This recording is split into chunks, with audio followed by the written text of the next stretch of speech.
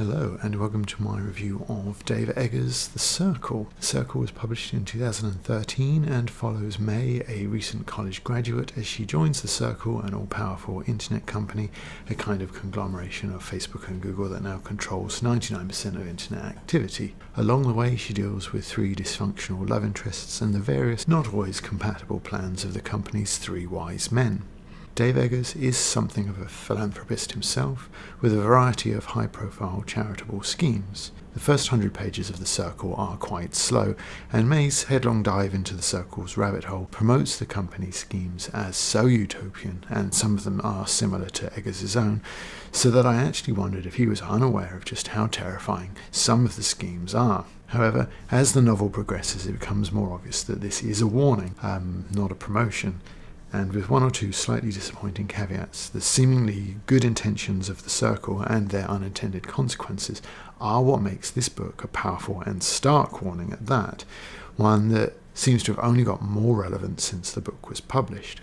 Eggers' writing is pretty strong, at times steering close to cliché or melodrama, but generally hitting the right notes and hitting them well. The first maybe 100 pages, as mentioned, they're pretty slow and occasionally bogged down with details that are pretty dull, such as how laboriously we learn about May getting a new tablet and phone, but as the book gets into its stride, it becomes increasingly effective. May's journey through The Circle then becomes more akin to Dante's Inferno, with each step bringing her closer to the controlling powers, and each is increasingly awful. But May is a willing convert, and the Socratic back and forth she has with The Circle's sort of nominal leader, Eamon Bailey, begin to seem increasingly redundant.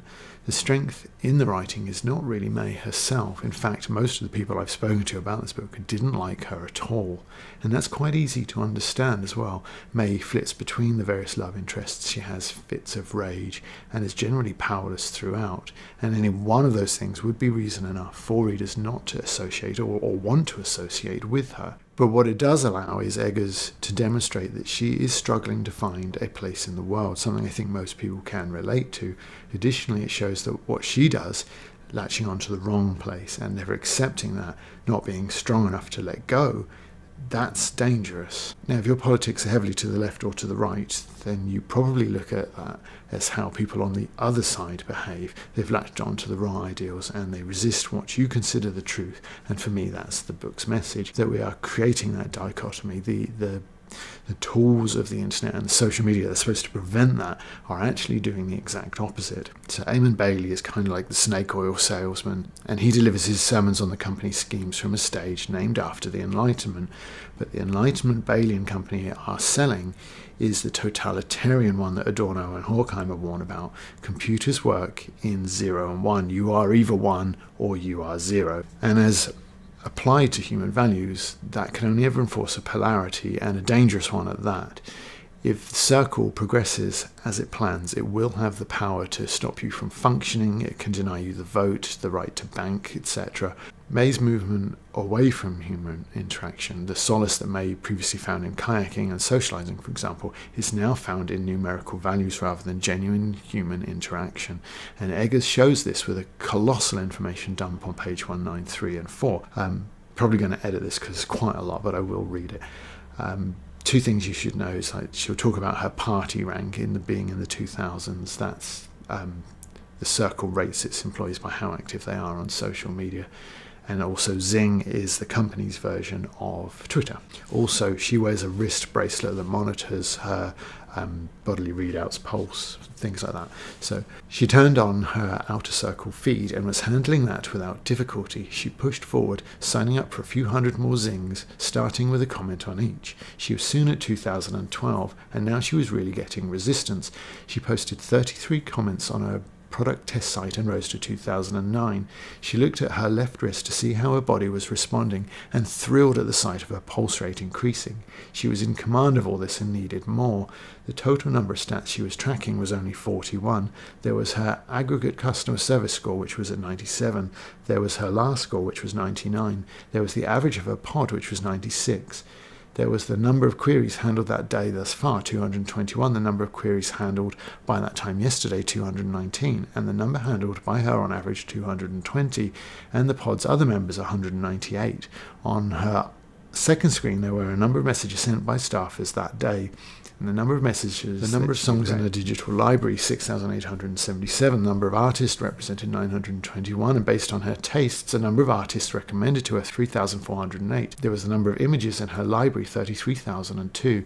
The number of images recommended to her, 100,038. There was the temperature inside the building, 70, and the temperature outside, 71. There was the number of staffers on campus that day, 10,900. She knew her heart rate, she knew it was right. She knew her step count, almost 8,200 that day, and knew that she could get it to 10,000 with these. She knew that she was properly hydrated and that her caloric intake that day was within accepted norms for somebody of her body mass index.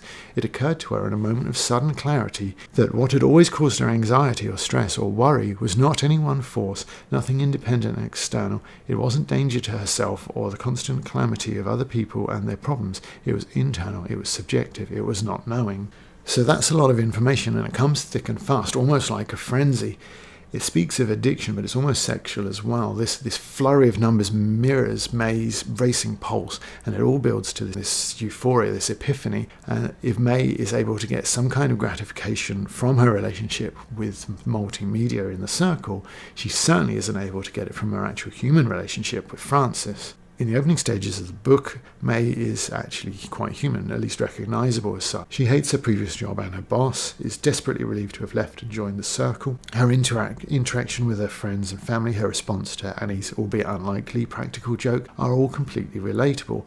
There's a great scene early on where she's called into a meeting without any reason why, and it slowly dawns on her that she's in trouble, and then she fumbles around in the dark trying to work out why. It's a great scene in that it's relatable. We've all been in front of parents, teachers or bosses at some point, obviously in trouble and unsure exactly why.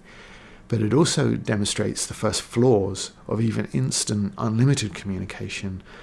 May is out of the loop, regardless of the omnipotence the circle supposedly provides. The communication she missed was unnatural, being both artificial and automatically generated.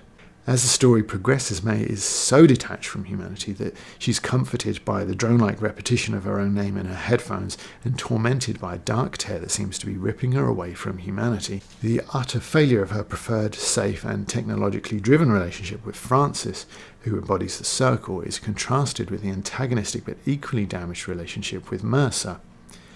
Mercer is Eggers' first failure, though the book has two in my opinion. Mercer is the voice of the anti-internet and May's ex-boyfriend. He occasionally helps out her parents as they struggle to deal with May's father's MS, and initially is the voice of opposition to the circle, warning against the consequences of their various schemes. He increasingly struggles to communicate with May as she moves deeper into the circle's overwhelming burden of social communication, and Mercer criticises her communication as the mindless repetition of the missives of others, and especially the banal exchange of likes and frowns. This is amusingly lampooned by Eggers at one point. The circle counts the number of frowns being sent to a foreign dictatorship, but hasn't quite worked out how to get that dictator to look at them yet. Mercer, though, fails to provide the audience with the voice of reason. He seems intended to fill that role. It's clear the circle is a malevolent force, probably unintentionally. Yet Mercer's flight into seclusion in the woods to avoid the circle's various intrusions into people's privacy seems both premature and excessive. It's almost paranoid, and it takes him away from the moral high ground he seems to want to occupy, and instead makes him seem slightly unhinged and isolationist. Now again, if this isolationist-inclusionist dichotomy is intended as a statement, we can only wonder if both parties are intentionally shown as unhinged. Perhaps it's better if they are, because it makes the middle ground the ideal that Eggers is selling. Mercer represents the past, and to May the future is a golden glowing digital. Mercer sends her letters, not emails, the horror, and their difficulties exasperate to a staggering stream of hatred from May. Better with every mile between her and that fat The fact that she had ever slept with him made her physically sick. Had she been possessed by some weird demon, her body must have been overtaken for those 3 years by some terrible force that blinded her to his wretchedness. He'd been fat even then, hadn't he? What kind of guy is fat in high school? He's talking to me about sitting behind a desk when he's 40 pounds overweight. The man was upside down. She would not talk to him again. She knew this, and there was comfort in that. Relief spread over her like warm water. She would never talk to him, write to him. She would insist that her parents sever any connection to him. She planned to destroy the chandelier too. That's the chandelier that Mercer has made for May's parents. She planned to destroy the chandelier too. It would look like an accident, maybe stage a break-in. May laughed to herself, thinking of exorcising that fat idiot from her life. That ugly, ever-sweating moose man would never have a say in her world again. So you can see that there's almost an insanity to this. No right-thinking person is going to stage a break into their own parents' house just to have revenge on somebody that's like a mutual friend. But it's also that the level of this hatred, it recalls the dangerous, exclusionary, instrumental reason of Adorno and Horkheimer, those nasty zeros that too many people are too quick to apply to the value of other humans. And for anyone familiar with Twitter, this will only feel uncomfortably familiar. The second failure of the book is the heavy-handed metaphor of the three creatures that Bailey has brought out of the Marianas Trench: the seahorse, the octopus, and the shark. If that seems like the setup to a joke or a parable, it's the latter. Tom Stenton, the capitalist of the Circle's leadership, is likened by his unreadable dark eyes to the all-consuming shark that devours everything else in the aquarium and leaves behind only dust. This scene is too easy. It allows readers less open to having their views challenged, whether about social media or via social media, to read the book as it's all capitalism, capitalism is bad, while the more difficult book, the more powerful book, The Challenge of Social Media, requires you to think about what you're doing. It asks you to challenge yourself. Partly it does this by May's increasing inability to think for herself.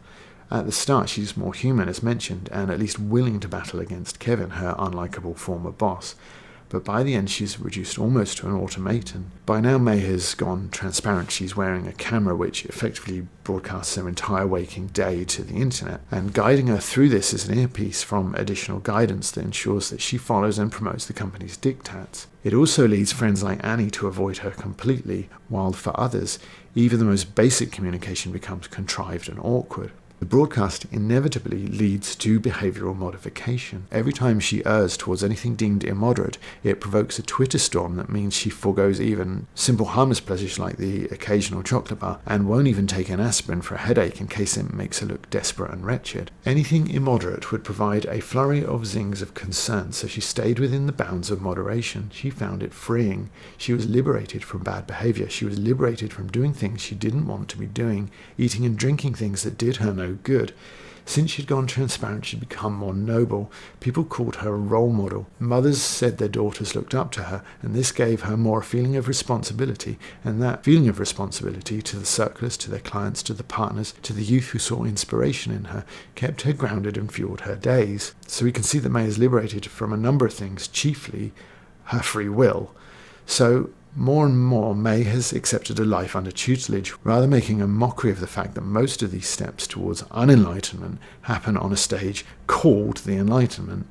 Immanuel Kant would click the dislike button. May has given up her ability, her inclination to reason, and she's done so willingly, the net result of which is she is unable to perform the most basic functions of humanity, as we see through her abject failure of her sexual relationship with Francis, her inability to communicate with others. By the time the last of the three wise men attempts to pull May away from the circle, it's clear to everyone reading that he's left it much too late, which makes the ending a slight disappointment, but perhaps a more believable one. In conclusion, its technological edge isn't as finely honed as the early efforts of Clancy, and it never really matches the sort of breakneck pace of a Dan Brown. It's rather more drama than thriller, and May's consistently bad choices make her more interesting than likeable. The Circle is something of a 21st century social problem novel, but if Gaskell and Dickens could effect meaningful social change with their work, I doubt Eggers can. Like Ty in the novel, the intervention has come too late. Indeed, the finale of the book suggests that Eggers is aware of this, and presumably, like Mercer, owns a cabin in the woods. It takes a while to get going, but I'd say The Circle is a very good book, with a powerful message that we should all take to heart. So thank you for watching. While you're here doing all of that evil social media stuff, why not watch some more videos, or even subscribe and ring the bell? And if one of those things feels like it should be redundant, then blame the stupid shark.